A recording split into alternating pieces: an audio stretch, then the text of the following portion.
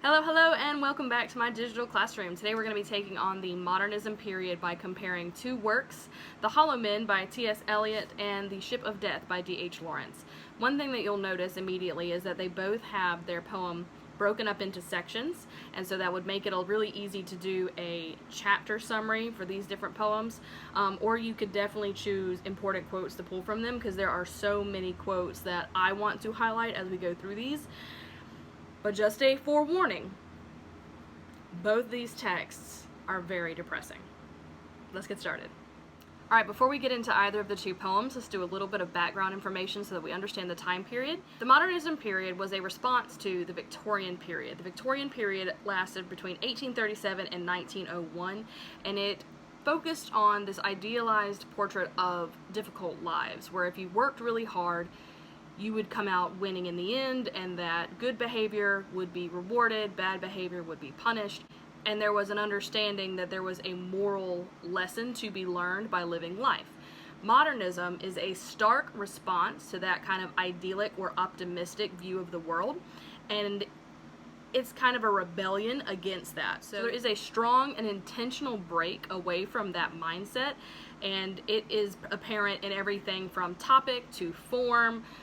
Just the idea that the world is not perfect, things are not fair, sometimes good goes unrewarded, sometimes bad goes unpunished, and it has a reputation of being a more pessimistic view of the world, more of a nihilistic sometimes. If you're, depending on the author and depending on the text, you kind of get the idea that there doesn't seem to be much point in what you're doing with life, and that life has been cheapened through the experience of war and industrialization, because we've moved away from the idea of a society that works together, and it's more of a churning and mechanical nature of trying to make life easier, but in making life easier you make it less enjoyable.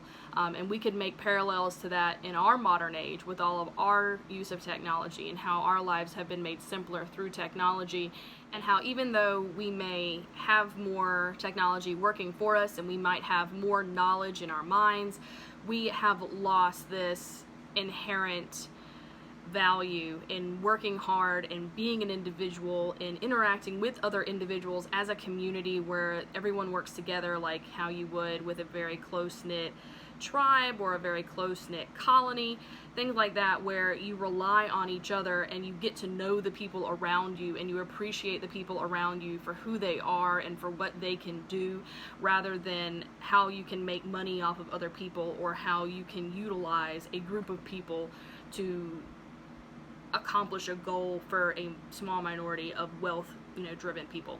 So we have this idea that the world around us is ugly and humanity is losing an essence of itself as we move forward into a more modern age. Okay, so with that understanding established, I want us to focus our attention on The Holliman by T.S. Elliot. It is broken into 5 stanzas, and before you even get to the first full stanza, you have 2 allusions to 2 different men that are important to Elliot, or at least important in this poem, because they serve as a contrast to the modern man. So who are these 2 men? First, you have Mr. Kurtz, and that is a reference to Joseph Conrad's Heart of Darkness. He is a character in that text, someone who kind of breaks away from what you would consider British civilization, and he goes native in that he joins in with tribes in the surrounding area where he was sent to colonize, and he kind of rejects all of that, and he goes into the wild and he joins up with those individuals. He dies in the text. And then you have a penny for the old guy being capitalized. That is not a reference to Kurtz, that's actually a reference to Guy Fawkes.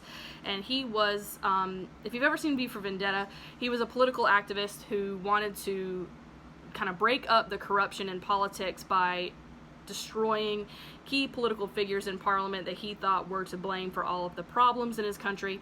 He was not successful in blowing up Parliament. His plot was found out, and he was put to death. So we have these 2 men of action, violent men of action, who died in their own story, but they are presented first in this poem so that they can kind of be a contrast to the modern man.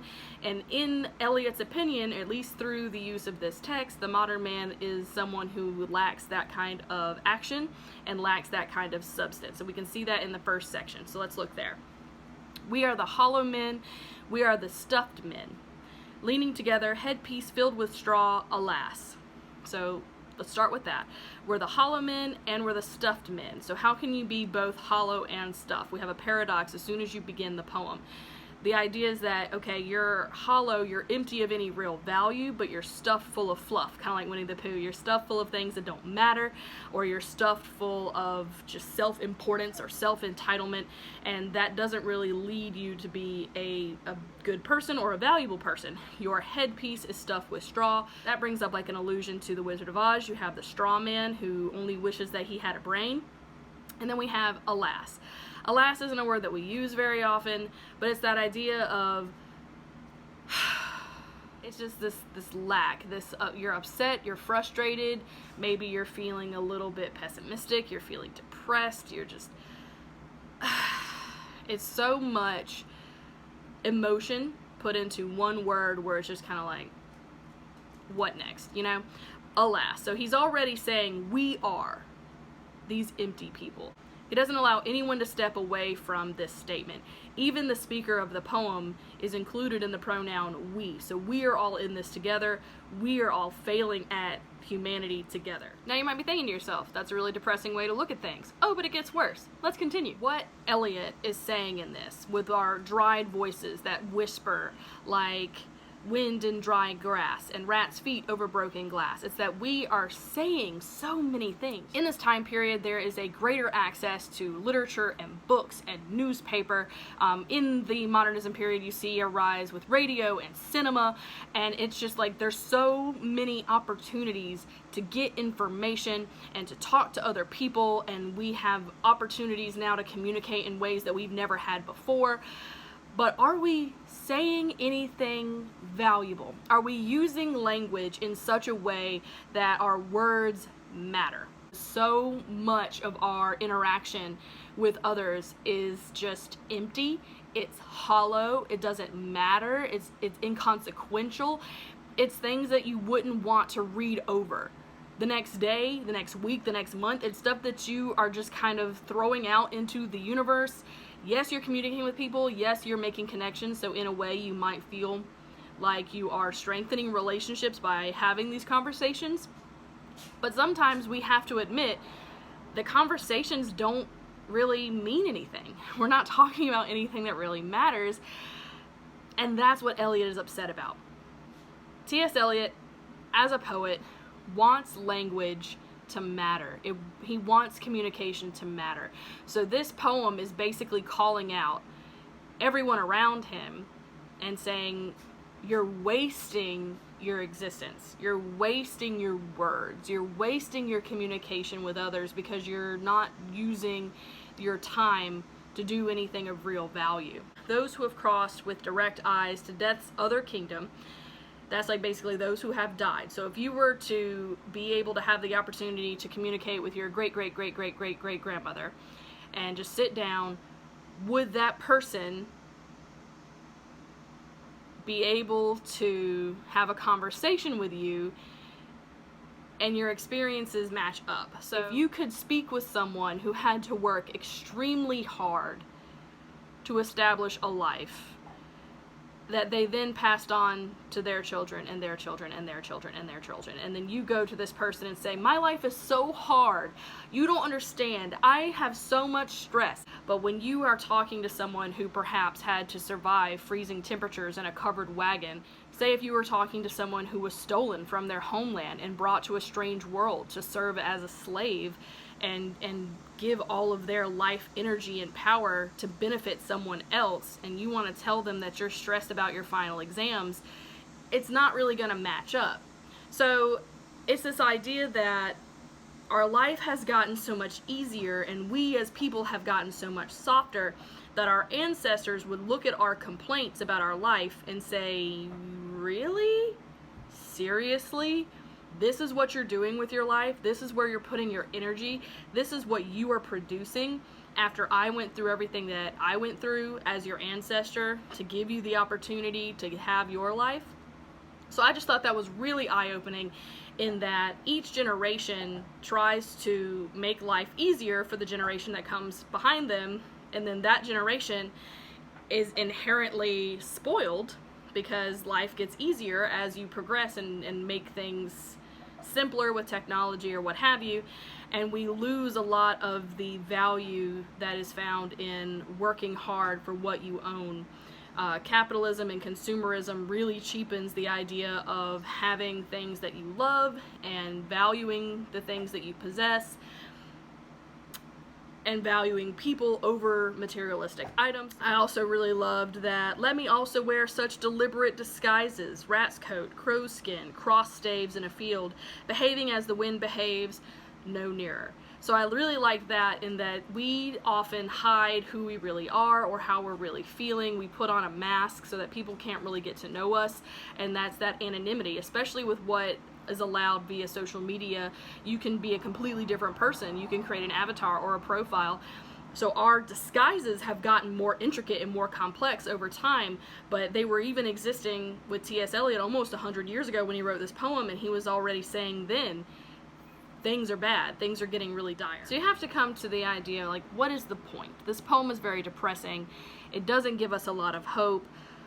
What is Elliot trying to accomplish? Maybe he is trying to inspire people to change. Maybe he's trying to draw attention to how things are in this world around them. He wants people to maybe focus on how they use words and how they use language and how they talk to each other, because we have gotten really good at saying nothing, but we say a lot of things. You see what I'm saying? And it's an idea that there's been this decline in society, that with the introduction of industrialization, with the First World War, everybody has kind of seen a much darker view of humanity, and no one's really comfortable with it, and Elliot is trying to call out everyone. No one's able to step back and say, this isn't about me, because we are the hollow men, we are the stuffed men, as it is repeated throughout the text, so that no one can forget that. And in the very final lines, this is actually a quote that I was familiar with in high school, but I wasn't familiar with the entire poem. I was one of those kids who would just read like famous quotes, and I would find ones that I would like, and I would write them on my notebooks, and I would use them to decorate my like trapper keepers. So like, this is a quote that I've been familiar with for a long time, but being able to see it in the context of this entire poem gives it way more potency. So the very last stanza, this is the way the world ends. This is the way the world ends. This is the way the world ends. Not with a bang, but a whimper. The modern person is not going to go out violent and lost and full of action. We're not going to have the power to blow ourselves up or to take our own lives or to take action against one another. It's going to be that sighing alas. That as the world comes to an end, the final person will just be whining all the way down to the final person. And that, in terms of humanity, very depressing. Okay, so now shifting our focus so we can think about The Ship of Death by D.H. Lawrence. Something that I want to point out is that we can read this poem literally, because in my research I found that D.H. Lawrence wrote this when he was terminally ill from tuberculosis. So he was actually facing death. He was taking account of his own mortality. He was preparing himself for death. He was coming to terms with the fact that he was mortal and that he was going to die, and that he had the evidence of a terminal illness ravaging his body and taking away his ability to do things for himself and to live a life that he had grown accustomed to when he had more youth and vigor. This could be almost autobiographical in that he is dealing with his own preparations for death, or we could also make the parallel, because it is a modernistic piece, that it has that same pessimism and the view of society, where society is declining and society needs to prepare for its own death. So this is a very depressing poem. This poem is broken up into 10 sections, and it has a lot of repetition. It has a lot of beautiful imagery. So if you're looking at section number 1, fall often symbolizes that moment before death, so old age, and winter being like your final years and death. So it's fall. So he is already saying, it is fall, you need to prepare for death, the apples are falling from the trees, and you need to get yourself together to bid farewell and, you know, find your own exit from this world.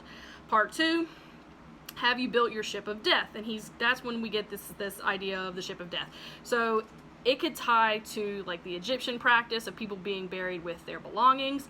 It could tie in with the Vikings who would, be put on their ships with some of their belongings, and then the ship would be set afire. So there's this is an idea that is repeated in a number of different cultures of sending someone on a ship.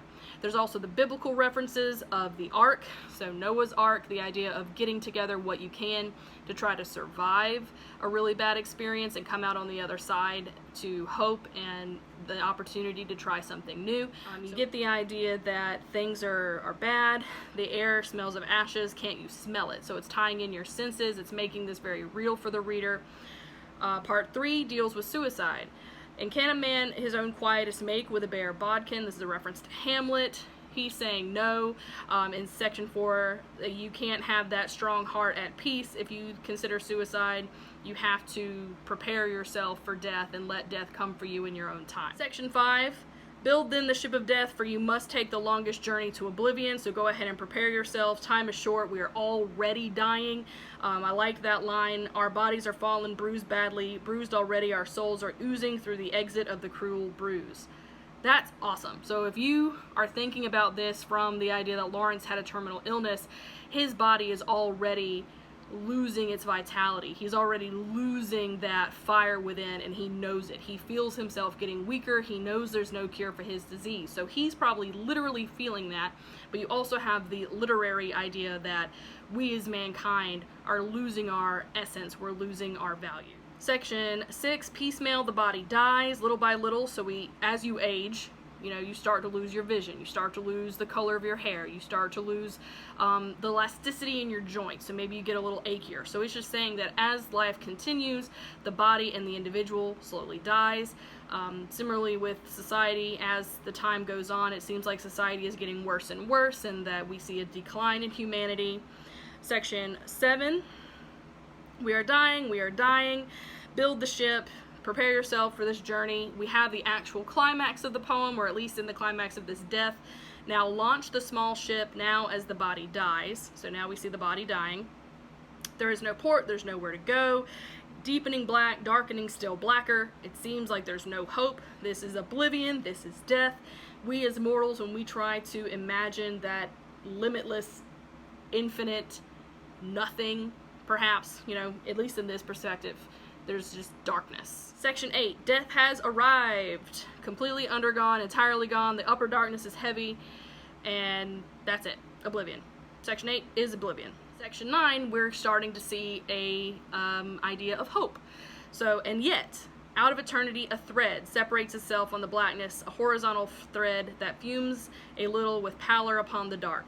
So we have all this darkness. It's so dark, darkest black, the most nothing of the oblivion. There's nothing, no hope. And then all of a sudden, the cruel dawn of coming back to life out of oblivion. Why is it a cruel dawn? Why does this not represent hope? Maybe this is representing rebirth. Maybe this is representing the next generation of babies being born. Maybe it's representing reincarnation. It could be a number of different things, but he says that it's cruel.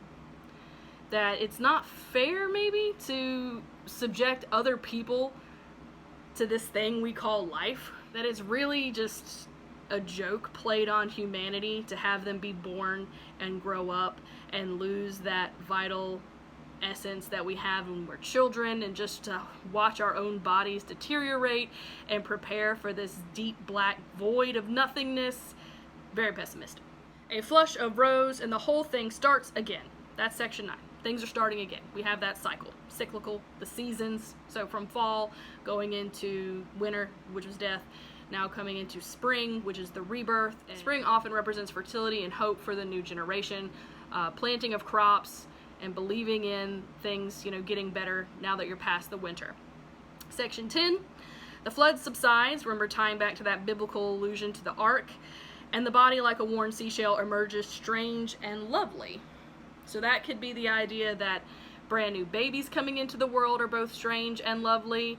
Or maybe if you're reincarnated into a new existence, that existence will be different than what you knew, but perhaps it's lovely because you're freed from the darkness that you were trapped in before.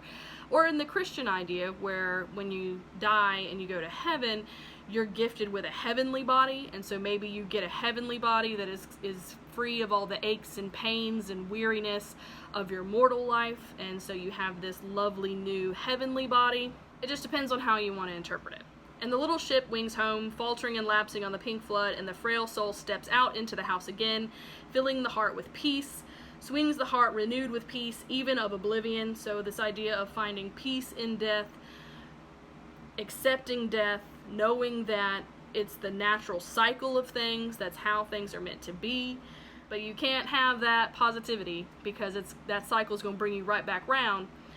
Oh, build your ship of death, oh, build it, for you will need it, for the voyage of oblivion awaits you. So Lawrence had the opportunity to really understand his own mortality, to come to terms with the fact that he knew he was going to die, and he tried to work all of these feelings and thoughts into a poem where he kind of sits in a position of authority and knowledge, because he's closer to death than maybe his readers are, and he can let you know this is an inevitability. You need to prepare yourself for this. Don't try to take a shortcut. Don't try to escape this experience by committing suicide. Build your ship. Prepare your mind, body, heart. Prepare yourself for death, because it will come for you. It comes for us all. It's part of the human experience to accept your mortality. Even though life can seem really long, sometimes it's also very, very short. And death comes for us all.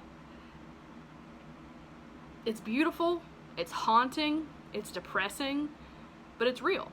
And it's a break away from that whole Victorian idea of everything turning out okay, there being a moral, lesson for everything, because sometimes death comes much sooner for some people than others. Sometimes death comes at what we would interpret as being the wrong time, where someone's time is stolen, say with disease or with murder or with tragic accidents that no one could predict, and it steals time. It's a circular piece. You could finish that stanza and go back to the beginning where it's fall and the apples are falling, and then it's winter and you're in the darkness, and then it comes to spring, and that's something that's really cool about this piece. And in the same way that it kind of gives you hope to accept the inevitable, maybe it could also give us hope as a society, as mankind, as humanity, that there are times in humanity where things get really, really dark and really, really depressing and really, really empty, but there could be hope for a rebirth, a rejuvenation, a strange and lovely new existence. Maybe. So I really hope you enjoyed these poems. They can be hard to read because they're not happy-go-lucky, there's not a happy ending, there's not a moral to the story. It's very real, it's very raw, it's about this modern idea of things not working out. I think both of these poets do a great job in explaining that in the very short poems. Each stanza packs a punch. It gives you so much to think about. Let me know what you thought about these poems in the comments section below. Any questions, comments, or concerns that you have, I would be more than happy to address them. We have one more summer reading video coming up dealing with postmodernism, so that'll be one of my final videos for the summer reading playlist. So I really hope to continue making videos even after the summer is over and I'm moving into the new school year. But let me know how you guys are doing. Thanks so much for showing up, and I'll see you on the next one.